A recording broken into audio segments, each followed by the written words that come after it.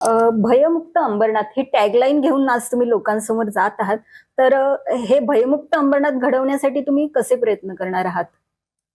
नक्कीच. तुम्ही एक उदाहरण देऊन सांगते. आता लोकांचे अनुभव नाही, लोकांना तर अनुभव आहे, पण मला स्वतःचा अनुभव पण मी सांगते, की जिथे जिथे आम्ही जातोय ते तिथे तिथे इव्हन आता आम्ही MIDCच्या कंपन्यांमध्ये सुद्धा जात होतो, की 14 कंपन्यांमध्ये व्हिजिट करायचे होते, कारण की तिथे आपल्या लोकल महिला काम करतायत, की दिवसभर आम्ही जातो तेव्हा त्या भेटत नाही आपल्याला. तिथे गेलो आम्ही, तिथे त्यांच्याशी चर्चा केली आणि ओनर्सला पण रिक्वेस्ट केली की 2 तारखेला त्यांनी अर्धा तास उशिरापर्यंत अलाव करावा, मतदान करून लोक येतील. दुसऱ्या दिवशी बाकी कंपन्यांना कॉन्टॅक्ट केला आम्ही, की आम्हाला परमिशन द्या, आम्ही येतो आज वगैरे. ते बोलले की नका येऊ, आम्हाला बाकीच्या 5 ओनर्सला धमकी आली होती. म्हणजे इतक्या लेवलचं दहशत आपल्या अंबरनाथमध्ये आहे आणि हेच दहशत आम्हाला मोडून काढायचंय.